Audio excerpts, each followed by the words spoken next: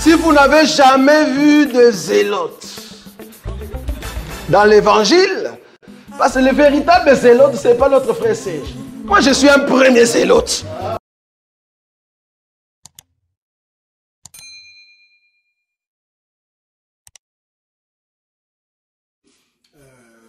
Je voudrais vous exhorter avant de commencer, de toujours apprendre à faire du bien. Faites toujours du bien à vos frères, à vos sœurs. Apprenez à faire du bien aux hommes de Dieu. Hein, je vais lire une écriture, parce que des fois, les gens ont tendance à négliger ce que nous disons. Lisons une écriture. Il y a une écriture que je voudrais que nous lisions. Souffrez avec moi, donc je ne suis pas pressé. C'est le week-end, donc nous prenons notre temps. Mon bien-aimé John Gaspard, j'ai été appelé il y a une semaine, tu n'as pas répondu, mais j'espère que tu vas bien, que Dieu te garde et toute ta famille. Vous savez, un jour, le Seigneur parlait à un homme. Alors, il a dit quelque chose de très important que je voudrais que nous partagions avec vous. Okay? Que nous partagions avec vous.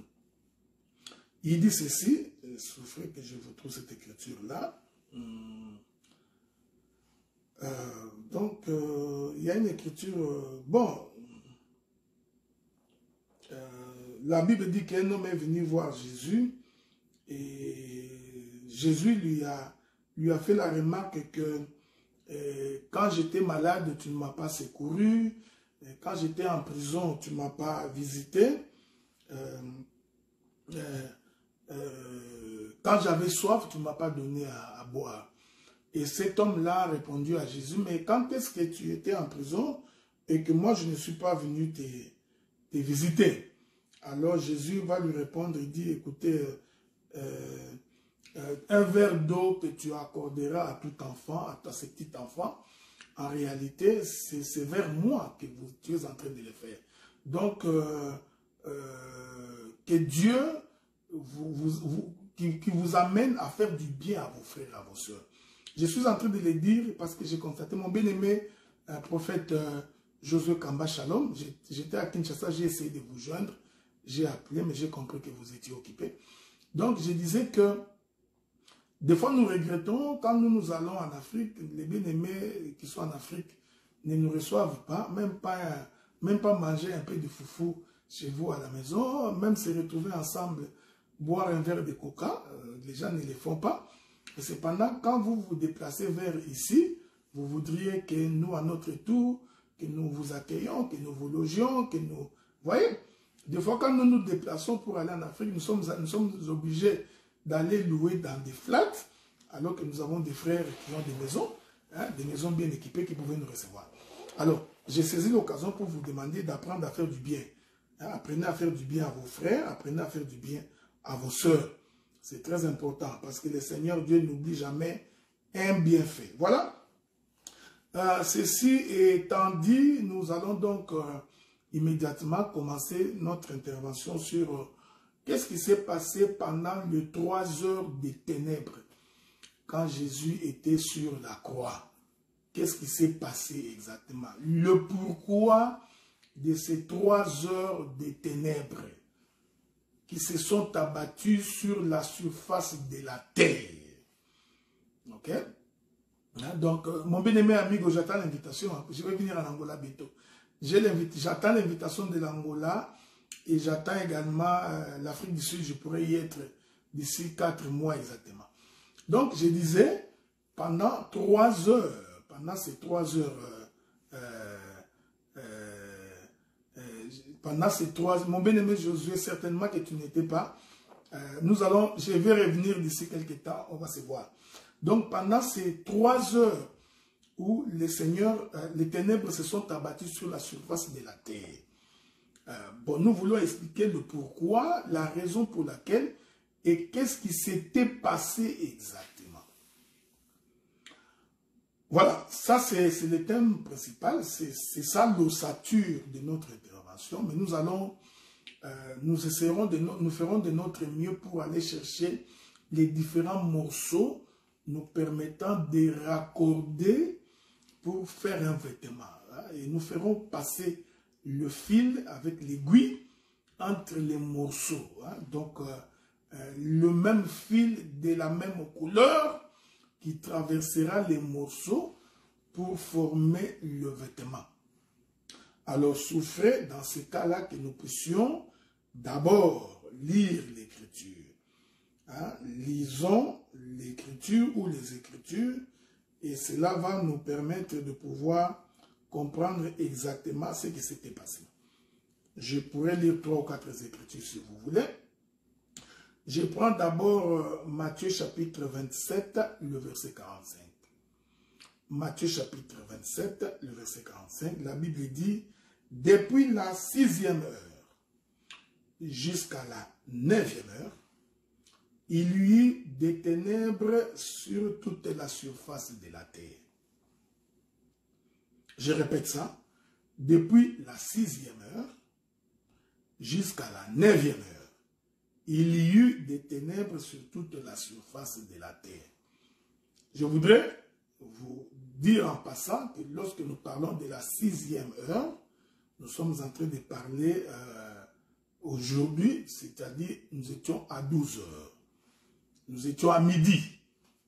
J'ai pris le Saint-Esprit qui nous assiste pendant notre intervention. Il est possible que nous n'allons pas finir aujourd'hui parce que comme dans mes habitudes, nous allons donc sonder les profondeurs de Dieu.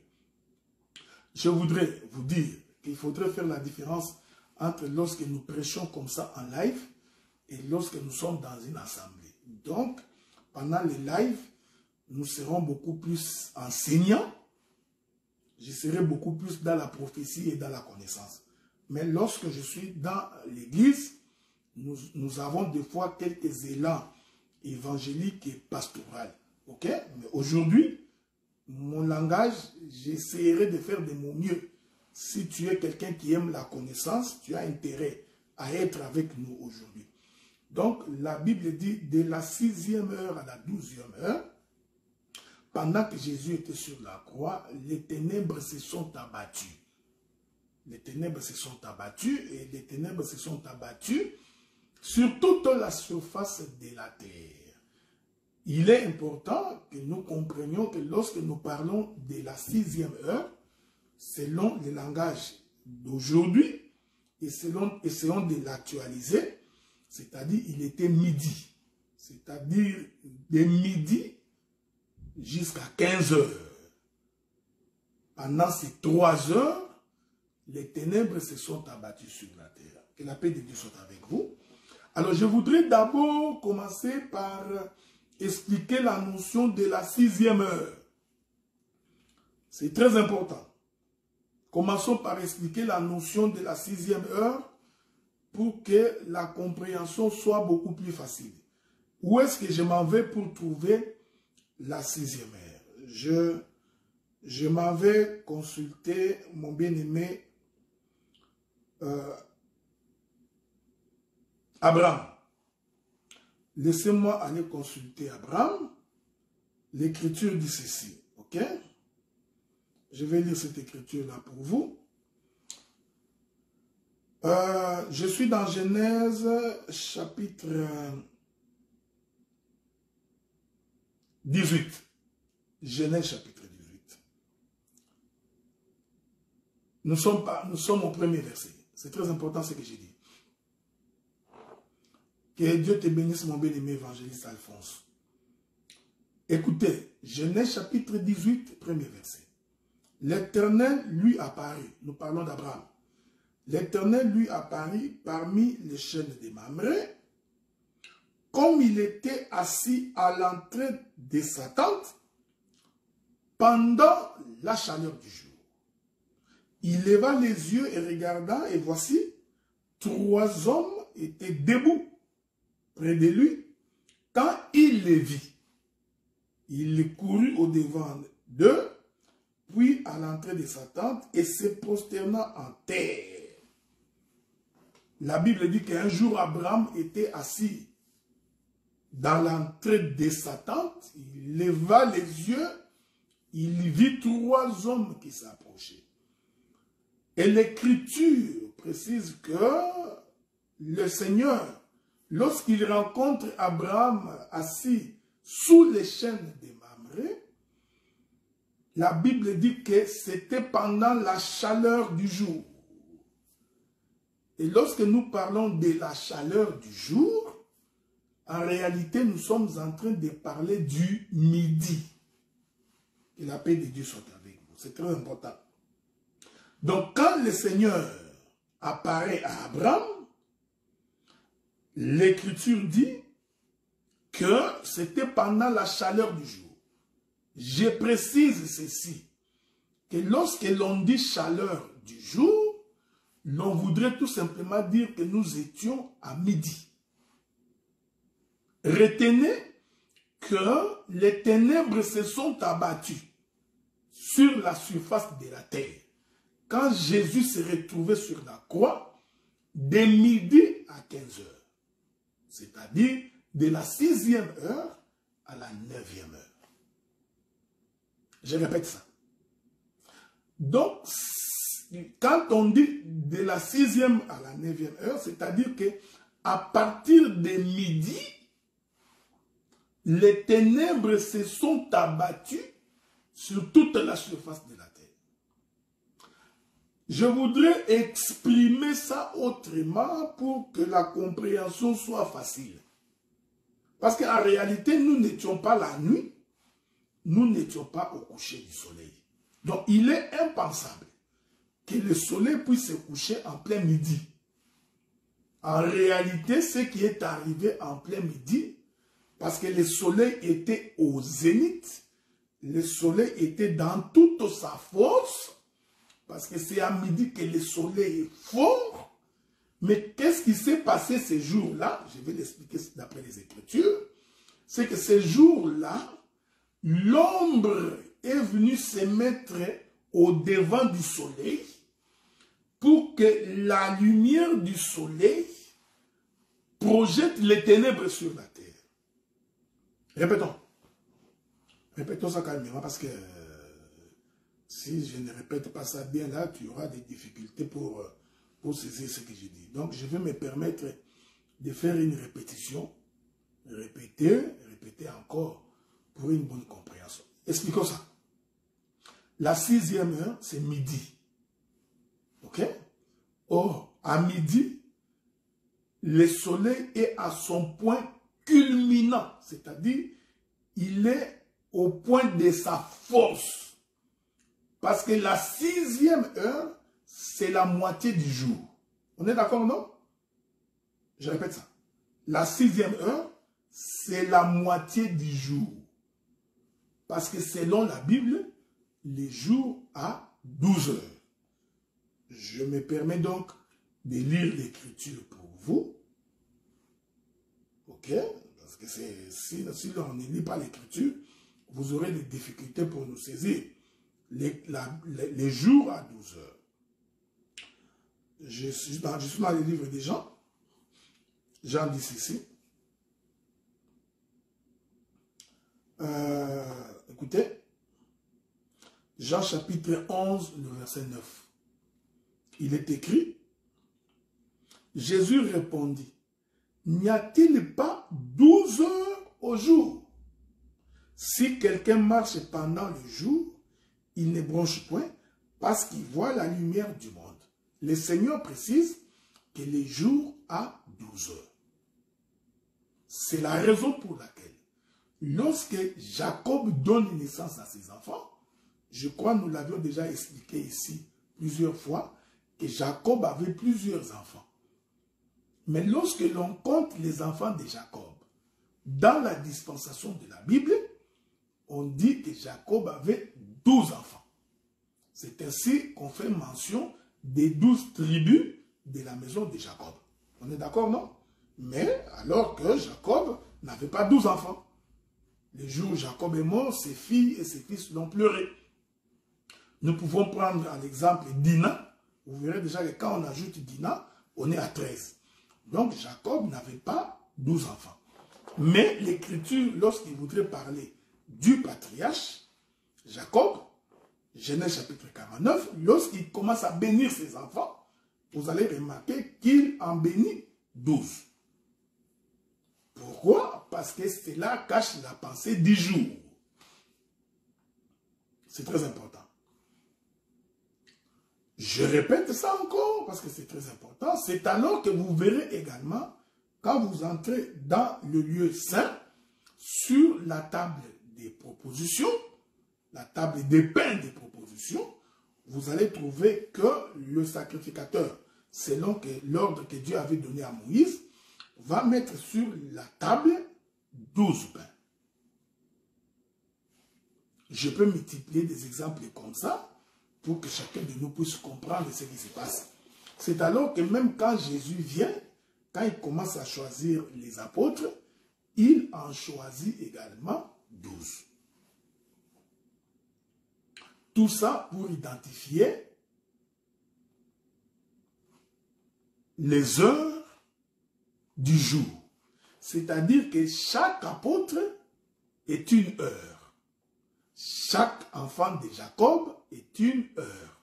On est d'accord, non? Donc, les enfants de Jacob sont représentés par les heures. Les apôtres également sont représentés par les heures. C'est pourquoi Jésus dit, n'y a-t-il pas 12 heures au jour? C'est-à-dire, les jours est composé de 12 heures. Or, les jours dont il est question, comme vous le savez, c'est lui-même le Seigneur Jésus-Christ. Et les apôtres sont les heures du jour. Ainsi, comme les jours à 12 heures, quand la Bible dit la 6e heure, comprenez que nous sommes au milieu du jour. Que la paix de Dieu soit avec vous.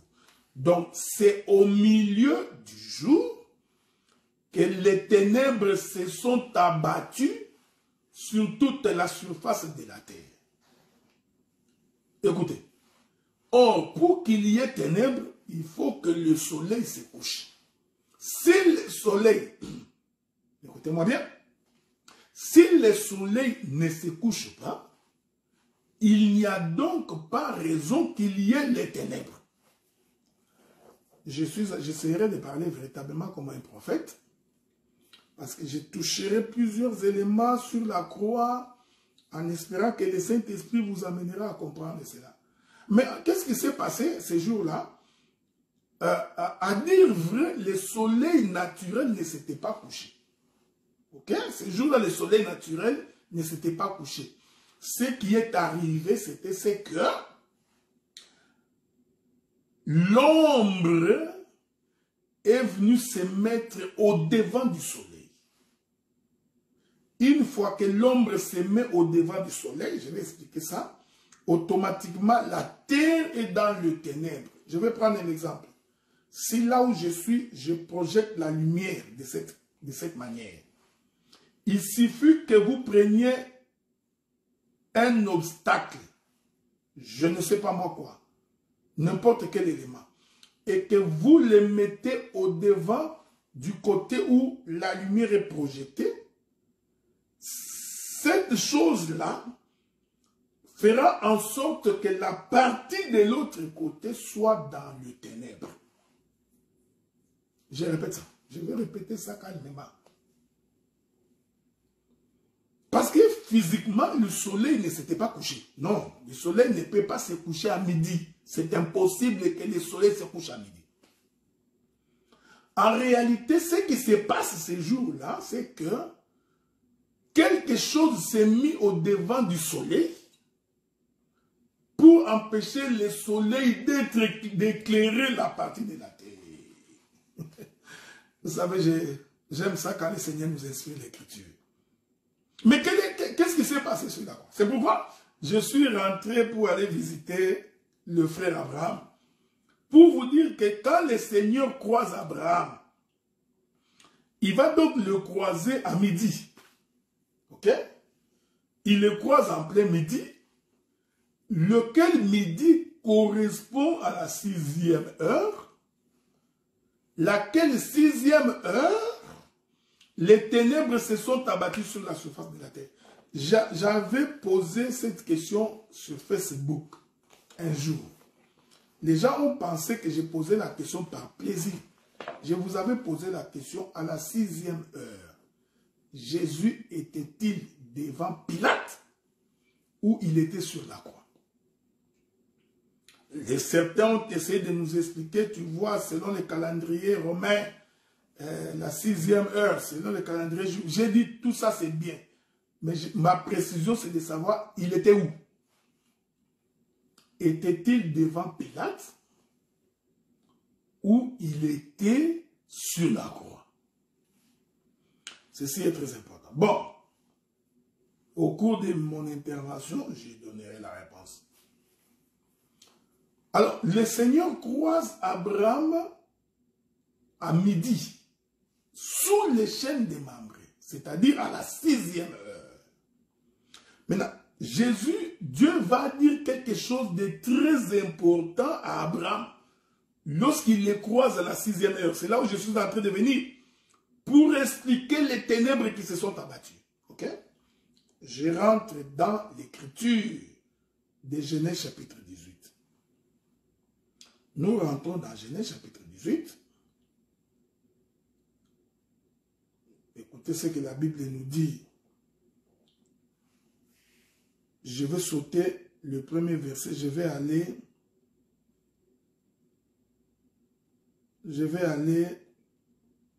très vite.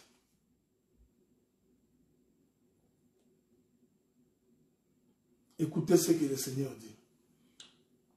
Je suis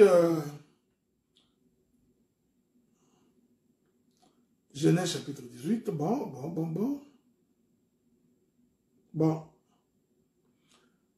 Je vais commencer par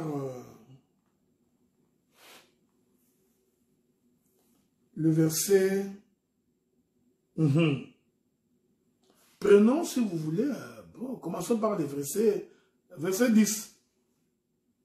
Non, prenons le verset 8. Il prit encore de la crème et du lait, après avec le veau qu'on avait apprêté, il les mit devant eux et s'éteint lui-même à leur côté sous l'arbre et ils mangeaient. Alors ils lui dirent, tous les trois, où est Sarah ta femme? Il répondit, elle est dans la tente. Ils lui dirent, tous les trois, où est Sarah ta femme? Il répondit, elle est dans la tente. Je me suis toujours posé la question, comment trois personnes peuvent parler au même moment? Hein? Donc, nous croyons qu'il y a quelque chose à dire là-dessus. Maintenant, écoutez, l'un d'entre eux dit, c'est là où ça devient important. Quand ils ont posé la question de là où se trouvait Sarah, tous les trois posèrent la question de l'endroit où se trouvait Sarah. Et Abraham répondit que Sarah est dans la tente. Donc Sarah est dans la maison. C'est alors que l'un d'eux, j'aime la personne des Écritures, c'est alors que l'un d'eux dit, je reviendrai vers toi à cette même époque, et voici Sarah, ta femme, aura un fils. Sarah écoutait à l'entrée de la tente qui était derrière lui. Je répète. L'un d'eux dit, je reviendrai vers toi à cette même époque. Et voici Sarah, ta femme, aura un fils. Et Sarah écoutait à l'entrée de la tente qui était derrière lui. Je voudrais que vous me compreniez. 3 hommes débarquent chez Abraham à midi. Abraham était assis sous les chaînes des Mamré. Alors, tous les trois lui posèrent la question. Tous les trois. Où est Sarah, ta femme? Abraham répond, elle est dans la tente. Pendant que les 3 personnes parlaient, Sarah était dans la tente. Je voudrais dire ça autrement. C'est-à-dire que Sarah était cachée. Sarah était dans la maison. les trois hommes qui parlaient, en ce moment-là, pendant qu'ils parlaient, Sarah ne les avait pas vus. Parce que Sarah était dans la maison. Est-ce que je me fais comprendre? C'est très important ce que j'ai dit. Donc, les trois personnes qui parlent en premier n'ont pas fait sortir Sarah de la maison. Sarah ne les avait pas vus. Quand ils posèrent la question, tous les trois, pour savoir où était Sarah. Donc, Sarah qui est dans la tente, c'est une Sarah, permettez que je dise ça comme ça, qui est cachée, qui est à l'intérieur.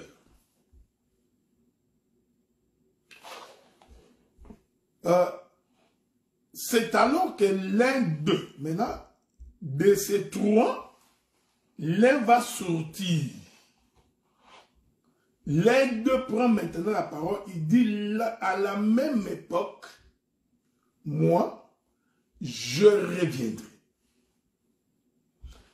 Et quand je reviendrai, ta femme aura un fils. Je répète ça. Donc, cet homme-là voulait dire, le jour où moi je reviendrai, pour que tu saches que je suis revenu, c'est que ta femme, qui était stérile, va avoir un fils. Je voudrais ici poser une double dispensation. Donc, Sarah représente deux moments. Sarah va représenter le moment où elle est stérile. Elle est stérile quand? Elle est stérile lorsque les trois hommes demandaient à Abraham, où est Sarah ta femme? Ici, cette Sarah qui est dans la tente, cette Sarah qui est stérile, va donc représenter la maison d'Israël. Laquelle maison d'Israël? Suivez-moi attentivement parce que sinon, quand nous allons aller sur la croix, tu auras des difficultés énormes. Cette Sarah qui est stérile là, Sarah qui n'a pas d'enfant, qui ne conçoit pas, va représenter la maison d'Israël. Quand est-ce qu'elle est stérile? Elle est stérile quand elle est dans la tente. Et lorsque les trois hommes ont posé la question, où est Sarah? Je vous avais dit que naturellement, trois hommes ne peuvent pas poser la question au même moment. C'est comme si c'était entendu tous les trois. Où est Sarah? Non. C'est un langage. Or, les trois hommes qui posent la question représentent donc les sacerdoces de Moïse, représentent le sacerdoce d'Aaron, représente l'Ancien Testament ou l'Ancienne Alliance. Laquelle Ancienne Alliance ne peut pas rendre une femme fertile. Est-ce qu'on est ensemble? C'est très important. Donc, cette apparition-là, cette première apparition-là, fait en sorte que Sarah, qui est dans la maison, soit stérile. C'est pourquoi l'un d'eux va faire la promesse de revenir. Il dit, l'an prochain, donc à la même époque, moi, je reviendrai. Voyez-vous, c'est très important.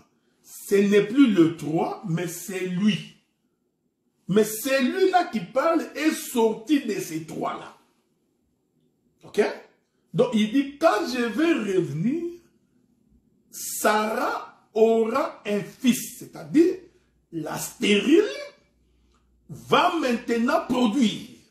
Faites attention, parce que nous allons colorer Sarah.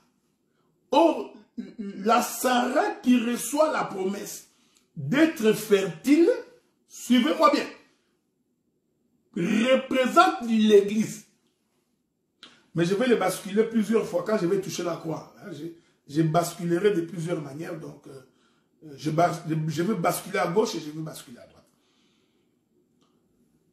Donc, cette Sarah qui a la promesse que celui-là va revenir, et lorsqu'il va revenir, Sarah aura un fils.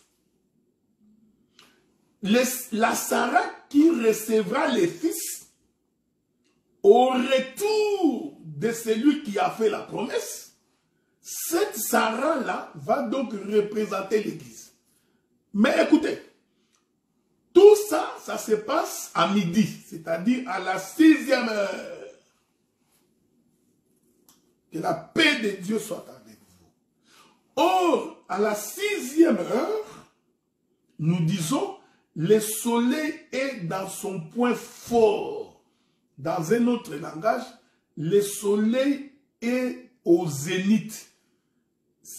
Je voudrais le dire autrement, c'est-à-dire que le soleil est le lion.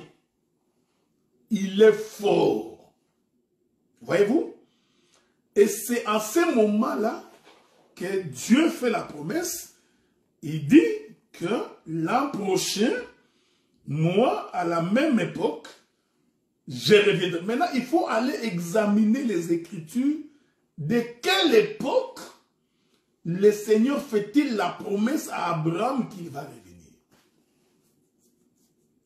Écoutez-moi bien, il s'agit de quelle époque? Quand il dit, hein, on a lu non? L'un d'eux, Genèse chapitre 18, verset 10, l'un d'eux dit, je reviendrai vers toi à cette même époque. Quelle est cette époque? C'est midi. Cette époque-là, c'est midi. C'est-à-dire quand le soleil sera au zénith. Maintenant, pour comprendre l'époque, comme j'ai toujours l'habitude de le dire, il faut que nous rentrions au commencement. Que nous rentrions dans Genèse. Je rentre dans Genèse, dans son chapitre 1er. Je vais prendre le livre de Genèse dans son chapitre 1er. Pour que chacun de nous puisse saisir ce que j'ai dit. Genèse chapitre 1er. Prenons le verset 14. Dieu dit qu'il y ait des luminaires dans l'étendue du ciel pour séparer les jours d'avec la nuit, que ce soit des signes pour marquer les époques, les jours, les années. Je répète ça. Dieu dit qu'il y ait des luminaires dans l'étendue du ciel pour séparer les jours d'avec la nuit, que cela soit des signes pour marquer les époques, les jours et les années. Dieu dit à Abraham, à la même époque, quand Dieu dit à la même époque, il fait référence au soleil. Parce que c'est le soleil qui marque les époques. Est-ce qu'on est ensemble? C'est très important. C'est le soleil qui... Sans le soleil, il n'y a pas d'époque. Sans le soleil, il n'y a pas de jour.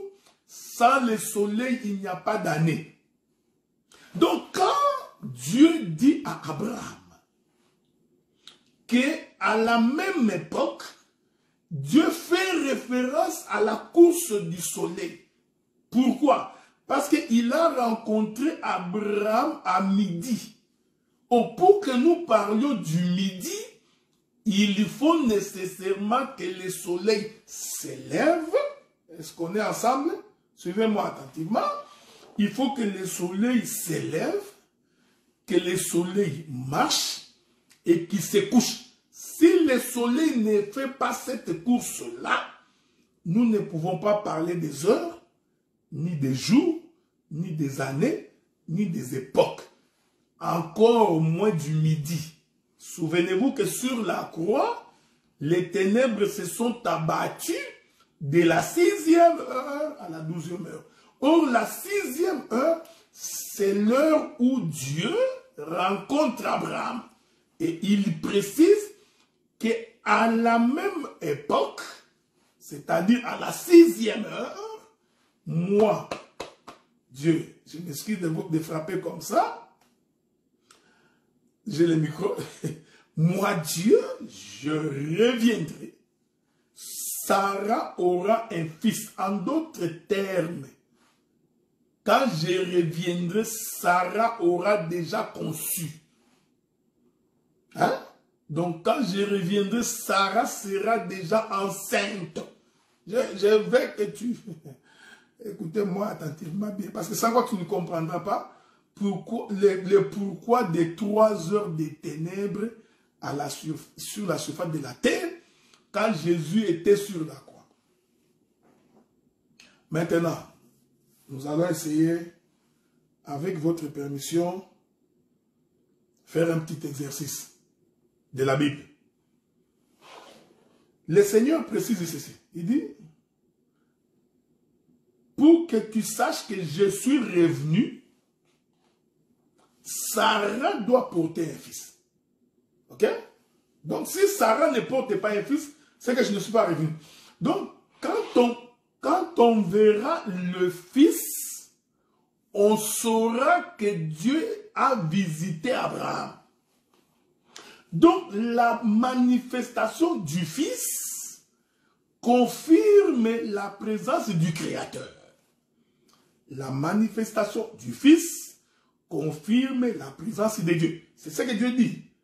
Donc, à la même époque, c'est-à-dire à midi, je reviendrai. Et quand je vais revenir, Sarah, ok, aura un fils. Donc, Sarah portera le fils à midi. C'est ce que je voudrais dire.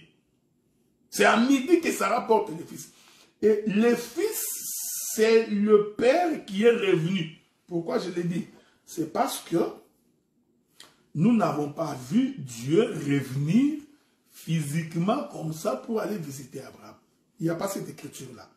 Mais comme Dieu a fait la promesse qu'il reviendra et que ce sera à la même époque, donc Dieu était revenu. Mais il a donné le signe pour que tu saches que je suis revenu. C'est que Sarah doit avoir un fils. C'est comme ça que j'ai expliqué Sarah selon une double dispensation. J'ai dit que Sarah, avant le retour de cet homme, Sarah était une femme stérile. Et quand cet homme est revenu, Sarah est devenue une femme fertile. Je peux me permettre de faire une exhortation, si vous le permettez.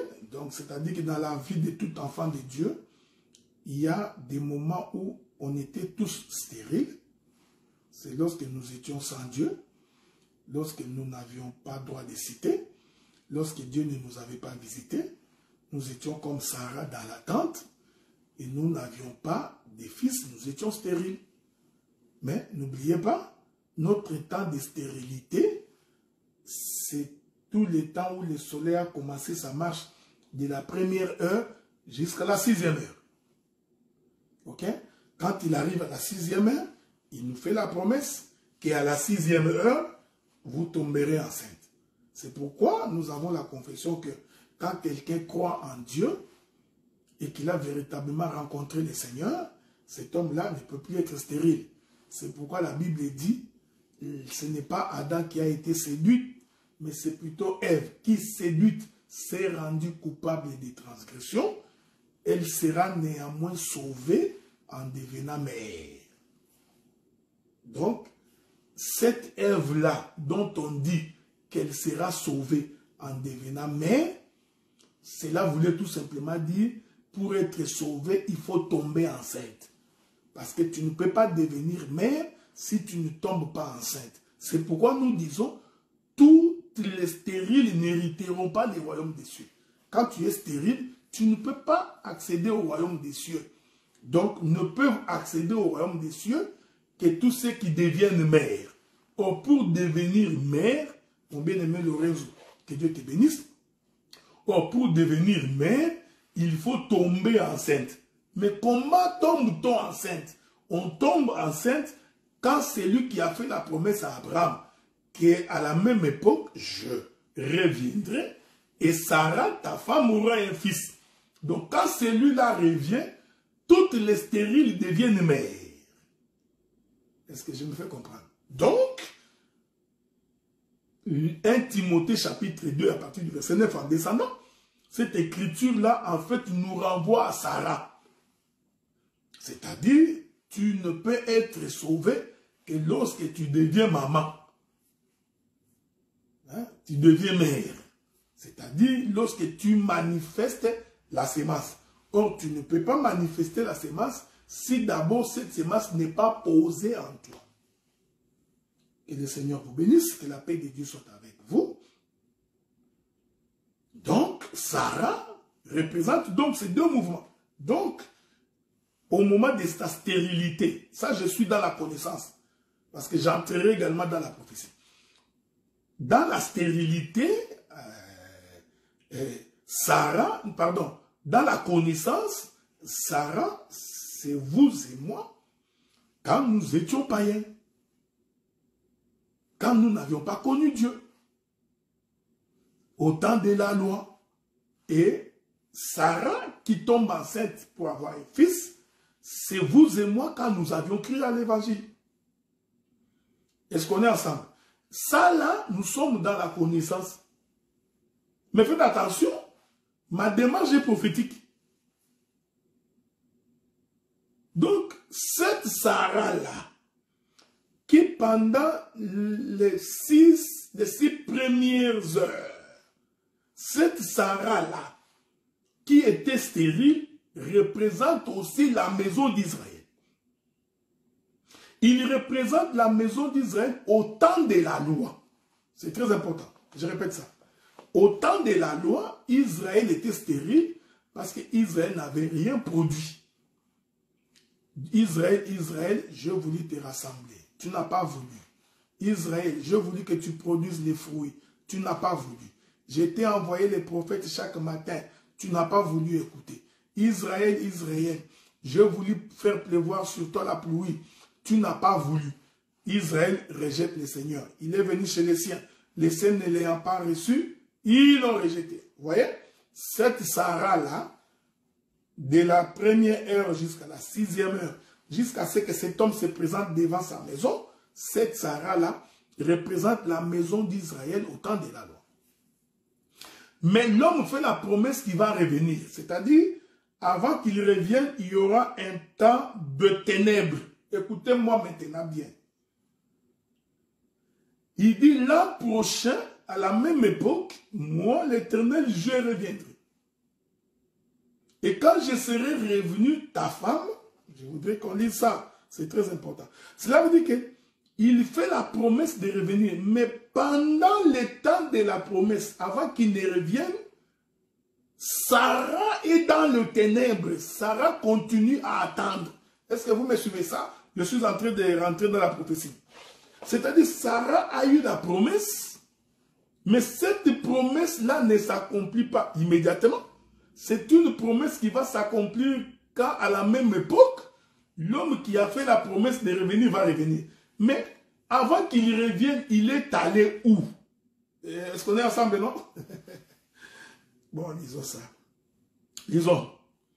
Lisons ça, c'est très important. Sinon, tu n'auras pas... beaucoup de choses vont t'échapper, ok? Beaucoup de choses vont t'échapper. J'ai béni tous les hommes qui m'appellent de partout. Je sais que vous m'appelez de partout, de tous les coins du Congo. Je reçois vos appels, je reçois vos messages. Il y en a tellement nombreux. Si je ne vous réponds pas, ce n'est pas de mauvaise foi. Des fois, les gens ne font que me saluer. Bonjour, docteur Adla. Oui, merci, bonjour. Des fois, quand tu me salues, je réponds bonjour. À moins que tu aies quelque chose à dire, je vais dire. Si tu ne dis rien, je te dis bonjour, c'est fini. Ok? Donc, ce n'est pas de la mauvaise foi. Je suis tout simplement un peu occupé. Regardez. Je réponds. Je suis en train d'aller chercher...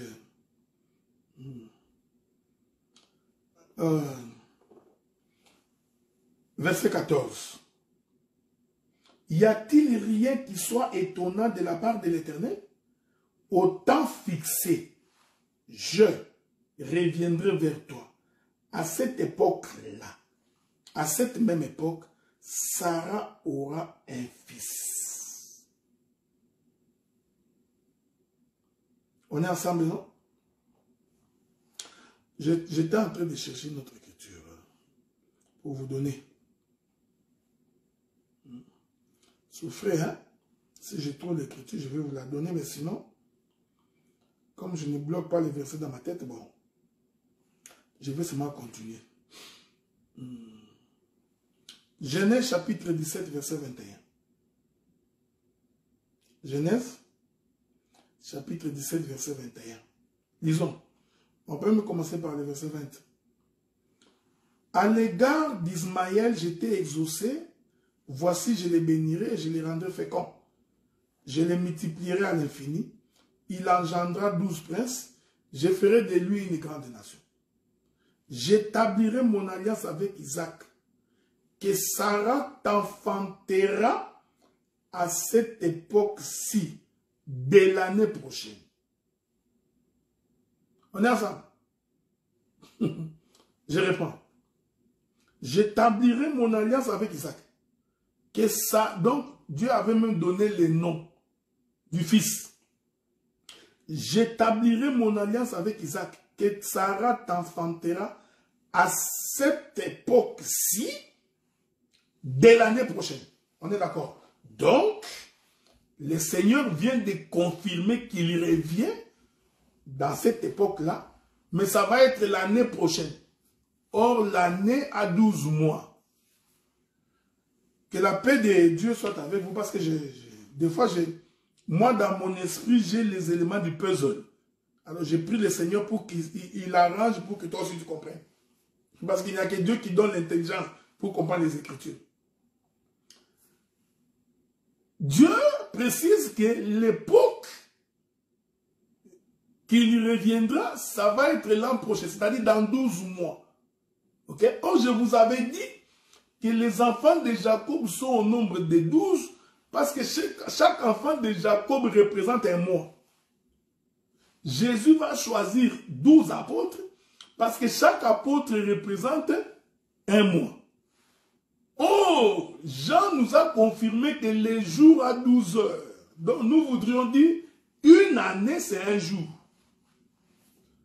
Est-ce que c'est difficile à comprendre? Non, ce n'est pas difficile à comprendre. Je vais répéter les mathématiques parce que c'est un peu de mathématiques. Hein, parce que même Moïse était un grand mathématicien. Un bon prédicateur de l'évangile éternel doit être un bon mathématicien. L'année a 12 mois. Ok? Est-ce qu'il y a... Je peux vous donner une écriture? Je n'ai pas besoin d'une écriture, mais la nature vous enseigne, non? Que l'année a 12 mois. Bon, je ne sais pas si ça vous dérange tellement, mais je pourrais trouver ça si vous voulez, mais je ne sais pas si je trouverai. Il y a... Non, j'essaie de trouver ça, mais souffrez, hein, je crois que c'est dans le livre de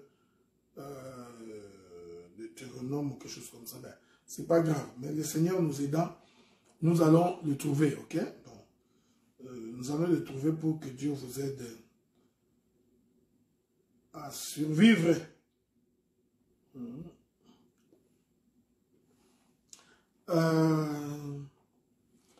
Je voudrais aller trouver une écriture qui nous permet de bien faire asseoir la pensée, ok? Vous pouvez prendre... Bon. Il y a beaucoup de thèmes d'écriture que... Esther, chapitre 1er, verset 9. Vous pouvez prendre ça si vous voulez. Il y a une autre écriture...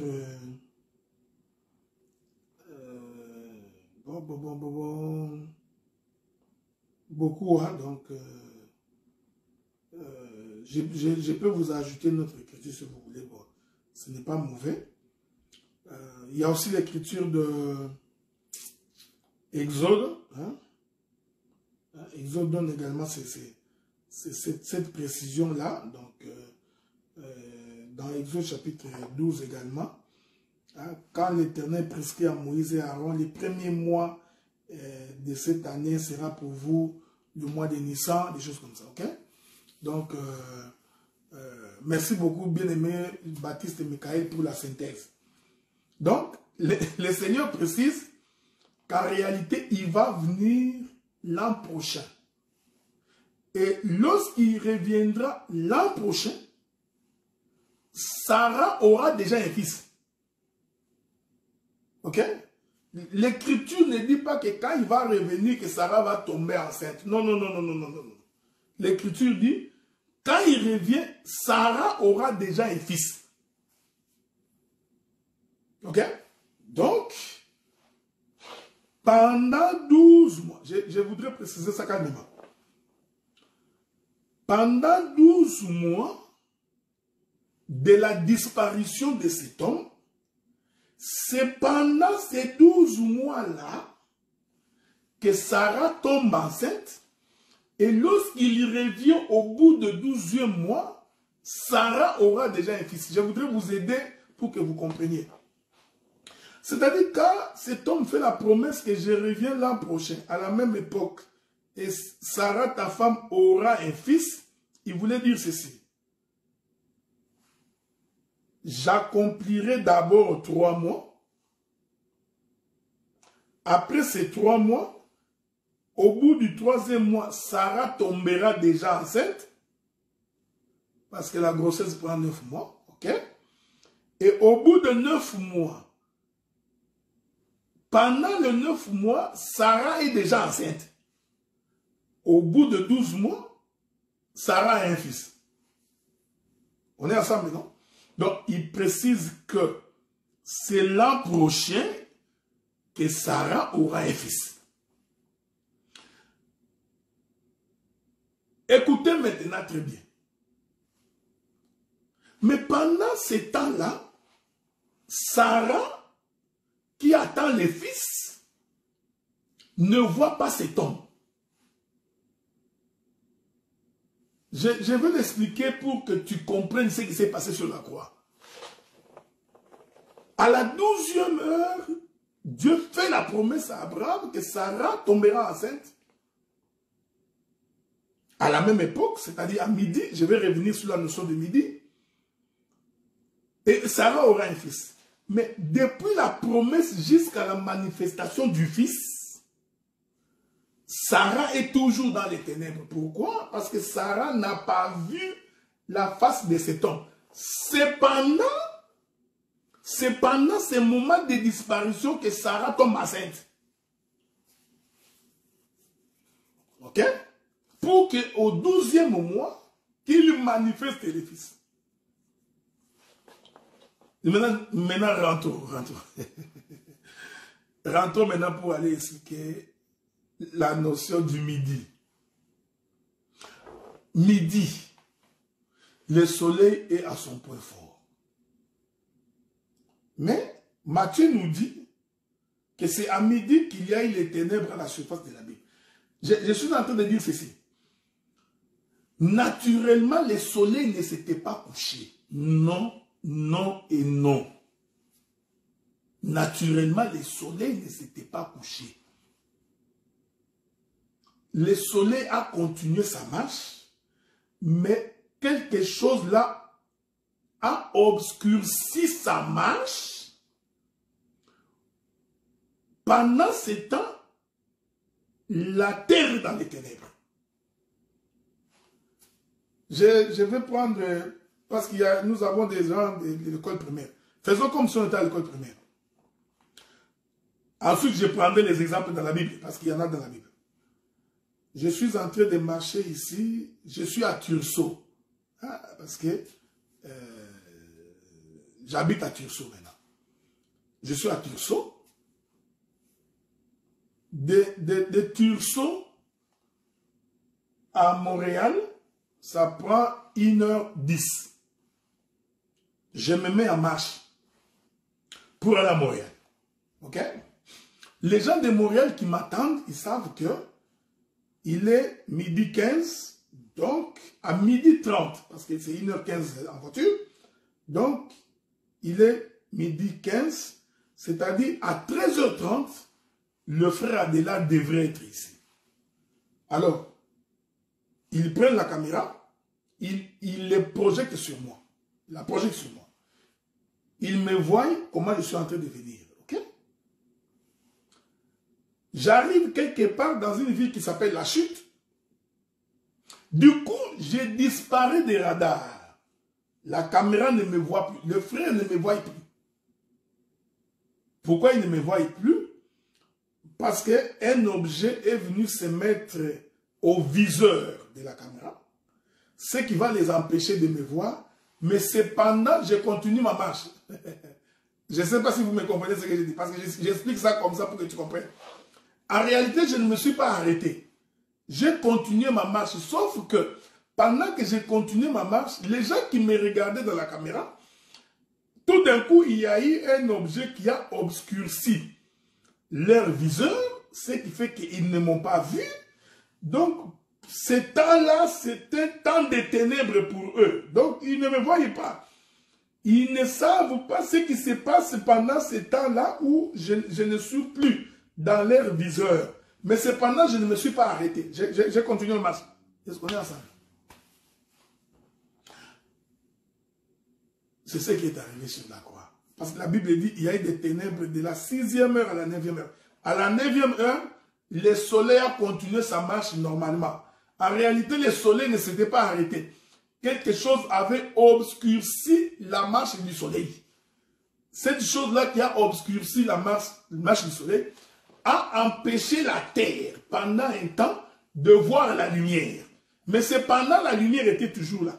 Jusqu'à ce que cette chose a été ôtée, alors ils ont constaté que le soleil a continué sa marche. Que la paix de Dieu soit avec vous. Il dit à Abraham, l'an prochain, à la même époque, moi, éternel Dieu, comme tu me vois là, vous me verrez.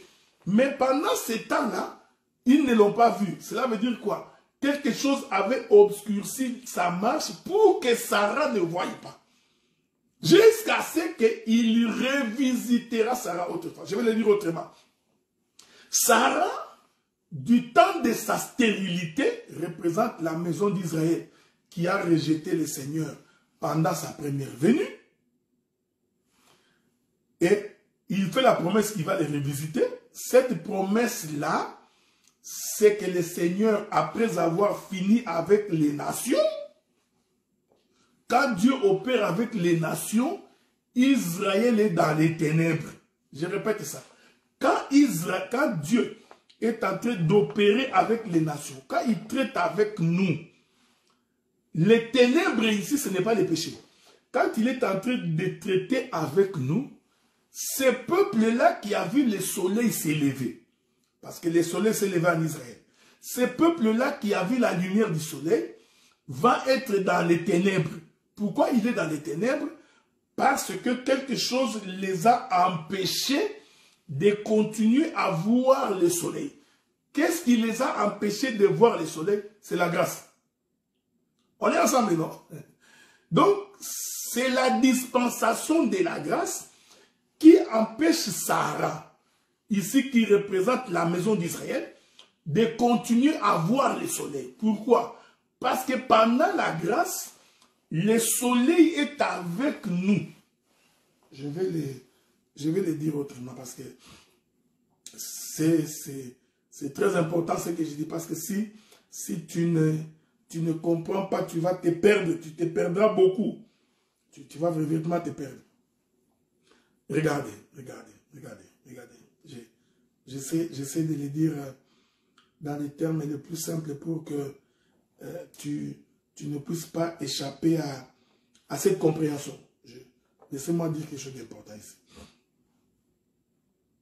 C'est merveilleux. Je vois qu'il y a beaucoup de gens qui nous suivent déjà. Bon, c'est pas grave. Regardez. Je répète ça.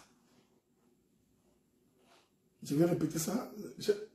Le temps passe vite, hein? je vais répéter ça. Quand Abraham, quand Dieu parle à Abraham, il fait la promesse qu'il va revenir. C'est temps-là qui s'arrête là.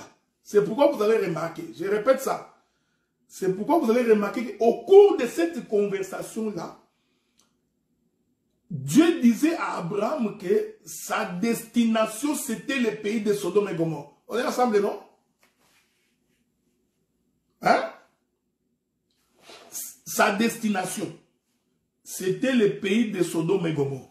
Maintenant, il dit à Abraham,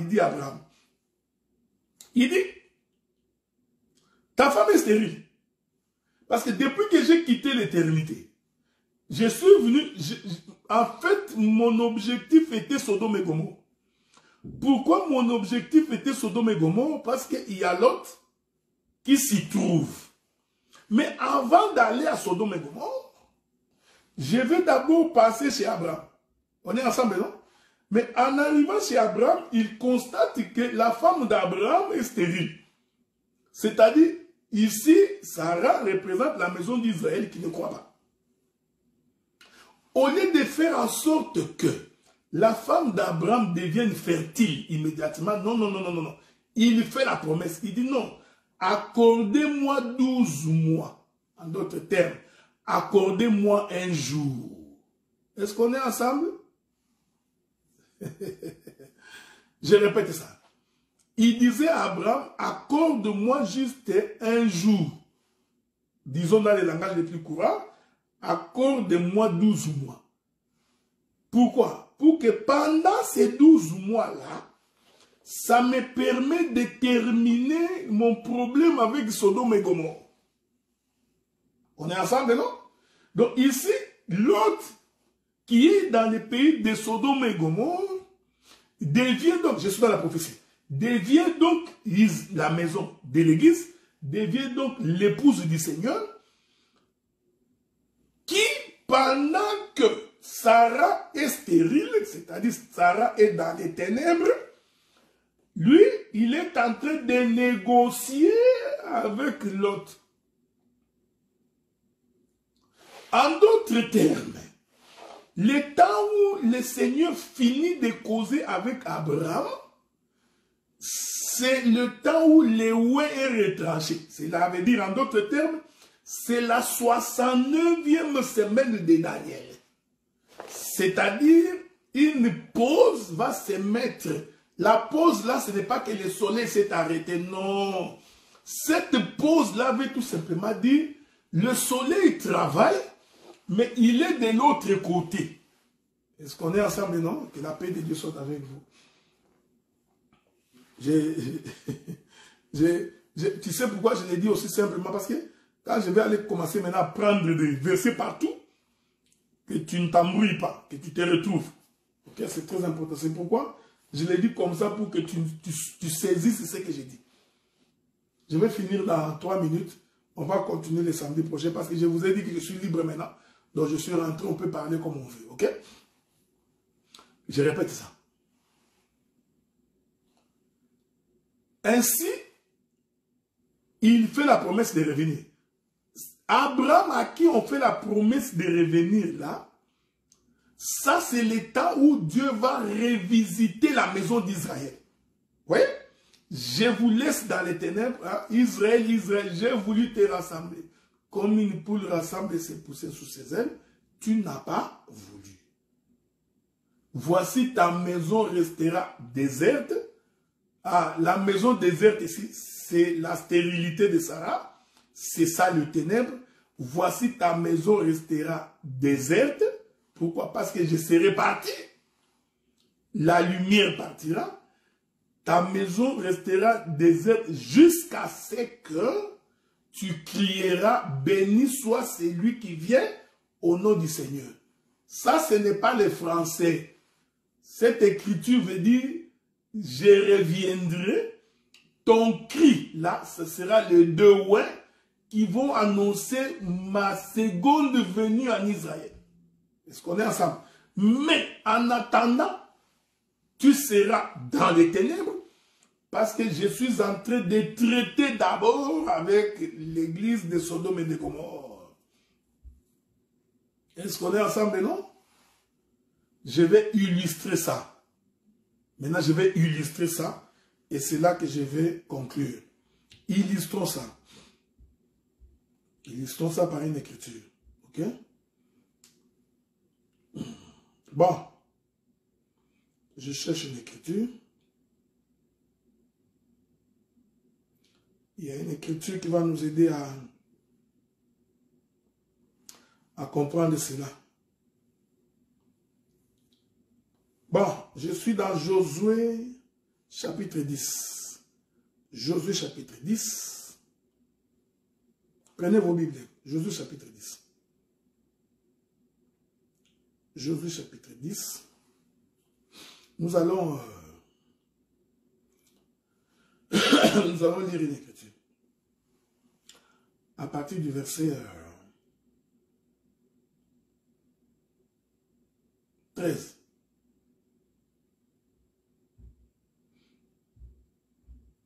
Je suis dans Josué chapitre 10. Je commence par le verset 12. On est ensemble, non? Lisons. Alors Josué parla à l'Éternel les jours où l'Éternel livra les Amoréens aux enfants d'Israël. Il dit en présence d'Israël, soleil, arrête-toi sur Gabaon, toi lune sur la vallée d'Ajalon. Et le soleil s'arrêta, la lune suspendit sa course, jusqu'à ce que la nation y tirait vengeance de ses ennemis. Cela n'est pas écrit dans les livres du juste. Le soleil s'arrêta au milieu du ciel et ne se hâta point de se coucher presque tout un jour. L'Écriture n'a jamais dit que le soleil s'est arrêté pendant 24 heures. Cette confession-là, ils ont ma boule. C'est toi qui penses comme ça. Non. Ok? C'est là qu'on va finir pour aujourd'hui. Je n'ai même pas retouché la croix. Arrêtez de dire que le soleil s'est arrêté pendant 24 heures. Non, la Bible n'a jamais dit ça. Lisons. Josué dit à l'Éternel le jour où l'Éternel livra les Amoréens aux enfants d'Israël. Il dit en présence d'Israël, soleil, arrête-toi sur Gabaon et toi lune sur la vallée d'Ajalon. Ça, c'est les Français. Je t'informe que le soleil ne s'était pas arrêté. Quand tu comprends comme ça, tu vas croire que non, le soleil s'est vraiment arrêté. Qui? Non, c'est un langage. Je continue. Parce qu'il précise où est-ce que le soleil doit s'arrêter. Il dit, le soleil doit s'arrêter sur Gabaon. Il s'arrête sur Gabaon. S'arrêter sur Gabaon, c'est-à-dire que le soleil est allé dans la maison des Gabaonites. Le soleil qui marchait, qui sortait avec Israël, parce qu'ils étaient en plein combat. Le soleil était avec les enfants d'Israël. Alors, Josué va ordonner au soleil d'aller dans la maison des Gabaonites.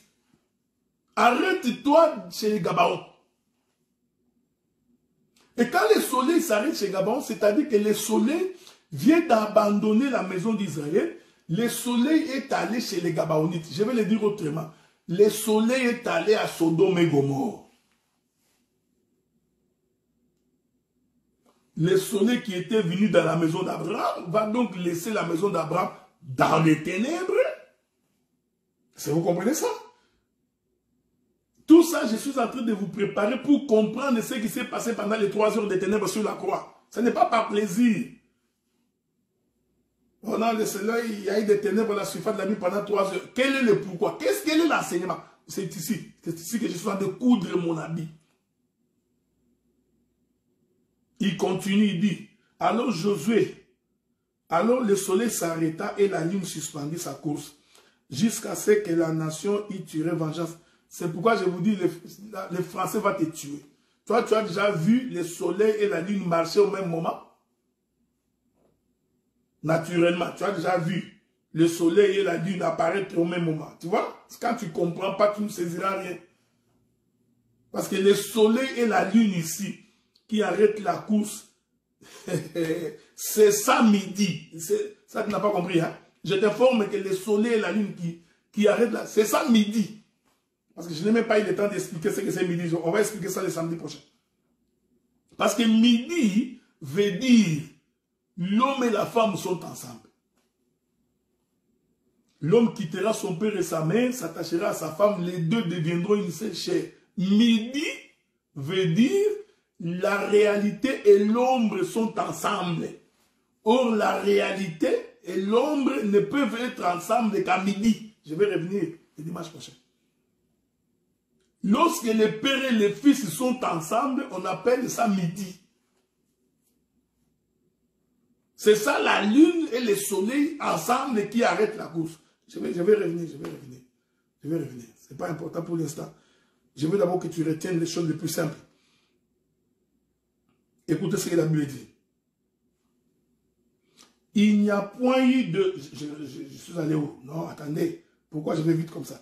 Le soleil s'arrêta et la lune suspendit sa course jusqu'à ce que la nation y tirait vengeance de ses ennemis. Cela n'est-il pas écrit dans les livres des juges? Le soleil s'arrêta au milieu du ciel. Prenez, mettez un bout de papier. Okay? C'est pourquoi je vous ai toujours dit que non, on ne peut pas manquer des prédications. Quand tu vois un prédicateur, il commence à ramasser bibamba, bamba, bamba, bamba, frère, il n'a plus le ministère. Attendez, tu peux prendre la retraite, c'est pas mauvais. C'est comme moi, là, je prendrai ma retraite bientôt. Je vous avais fait la promesse que donc d'ici 3 ans, d'ici 5 à 3 ans, je serai plus actif. Je vais commencer à animer les conférences. Je vais laisser le pasteur Marcel, le pasteur Azaf, avec les autres ministres que nous allons élever, gérer l'église. On va les laisser gérer. Vous allez faire ce que vous voulez. L'église du Seigneur, ok? On ne se bat pas pour ça. Nous avions déjà fait ce que nous pouvions faire. Il est aussi temps que nous allons animer les conférences. Comme ça, vous pouvez m'inviter. Tous les mois, je viendrai. Bon, il faut m'acheter un billet d'avion quand même. Écoutez. Le soleil s'arrêta au milieu du ciel. Quand on dit milieu du ciel, on veut dire midi. Ah, vous avez vu, hein? Le soleil s'est arrêté à midi. À midi. C'est à midi que le soleil s'est arrêté. C'est ce que Josué appelle le milieu du ciel. Parce que le ciel est comme ça. Est-ce que vous comprenez ça? Le ciel, c'est un arc. Vous comprenez ça? Ah. Parce que le ciel est déterminé par le lever du soleil et le coucher du soleil. Donc le ciel est un arc. Donc quand on dit le milieu, c'est-à-dire c'est à midi. Que la paix de Dieu soit avec vous. Donc c'est à midi que le soleil s'est arrêté. C'est midi-là. C'est à cette heure-là qu'il était dans la maison d'Abraham. J'aime ça. J'aime ça. C'est à cette heure-là. Donc, le jour où le soleil s'arrête, quand Josué a demandé que le soleil s'arrête là, ce même jour-là, à la même époque, ouais, les époques, c'est ça l'époque. C'est l'époque où Dieu était dans la maison d'Abraham. Et l'Écriture dit, parce que vous êtes têtus, je vais continuer un peu. Le soleil s'arrêta au milieu du ciel et ne se hâta point de se coucher presque tout un jour. Faites attention maintenant. Ici, Josué nous fait comprendre qu'en fait, le soleil ne s'est pas couché presque tout un jour. Tout un jour. Est-ce qu'on est ensemble? Bon, je vais le dire autrement. Josué voulait dire, en fait, le soleil s'est arrêté pendant un jour. N'oubliez pas ce que je vous ai dit. Un jour, c'est 12 ans, c'est 12 mois. 12 mois, c'est une année. Le jour, c'est le Seigneur Jésus-Christ. Tout ça, il faut les mettre ensemble. C'est ça les éléments du puzzle. Il faut les mettre ensemble. Hein? Josué dit qu'il a demandé au soleil de s'arrêter. Et que le soleil ne s'est pas couché presque un jour. En d'autres termes, le soleil a fait 12 heures, ça s'est couché. C'est couché où? En Israël. Faites attention. Donc, pendant un jour, Israël n'a pas vu le soleil se coucher. Voilà. C'est ça la promesse qu'il avait fait à Sarah. L'an prochain, à la même époque, c'est-à-dire 12 heures va être confirmé. Un jour, je m'excuse, on s'excuse. Donc, bon, je vais essayer de vous accommoder. Hein. Laissez-moi vous accommoder là-dessus. Ça va être intéressant. Merci beaucoup. Je vous remercie pour votre attention. Ça vous permet de... je m'excuse. Ça me permet de respirer un peu. J'étais un peu malade, mais sinon ça va. Je vais aller doucement parce que... Vous savez, ces choses-là, quand vous les maîtrisez, c'est alors que quand vous prêchez sur le plan évangélique, les gens sont en ébullition parce qu'ils savent l'onction se communiquer. C'est pourquoi un prédicateur qui ne connaît pas la Bible, qui ne lit pas, qui ne sait pas qui ne comprend pas les méandres des Écritures aura des difficultés pour être un bon prédicateur. Mon bien-aimé Jules, je te salue en passant. Regardez. Donc, le soleil ne s'est pas couché pendant 24 heures. Ça, c'est faux et archi faux. Josué dit que le soleil ne s'était pas couché presque un jour. C'est-à-dire que presque un jour là où le soleil ne se couche pas. Faites attention. Celui qui a vu le soleil s'élever, c'est celui-là qui doit voir le soleil se coucher. Or, celui qui a vu le soleil s'élever, c'est Israël. Donc, c'est Israël qui doit voir le soleil se coucher. Mais ici, Josué fait une prophétie. Il explique que non, le soleil, avant de se coucher, doit d'abord aller visiter les Gabaonites pendant un jour. Un jour ici, c'est tout le temps de la grâce. Ou pendant le temps de la grâce, quand le soleil s'arrête à Gabaon, c'est-à-dire il est dans la maison des Gabaonites, pendant ce temps, Israël est dans le ténèbre. Est-ce que vous me comprenez? Maîtrise ce que j'ai dit parce que tu vas comprendre sur la croix très bien. Ce n'est pas ce que les gens prêchent de foi, ils comprennent pas ce que... Donc, cet arrêt-là, où le soleil s'arrête, je vous informe que c'est la 69e semaine de Daniel. Parce que c'est à la 69e semaine de Daniel que le ouin est retranché. Je suis dans le livre de Daniel, ok? Le ouin être retranché, c'est ça le soleil qui s'arrête à Gabaon. Donc le soleil est chez... Oh, les Gabaonites sont des étrangers. En d'autres termes, pendant que le soleil est chez les Gabaonites, Israël est dans le ténèbre. Mais lui, le soleil doit faire un jour, une année, 3 heures chez les Gabaonites. Je vous ai expliqué qu'un jour c'est une année c'est un jour. 12 mois ce sont les heures, j'ai expliqué ça. Le samedi prochain, je reviendrai pour expliquer qu'en réalité, c'est aussi le chiffre 3.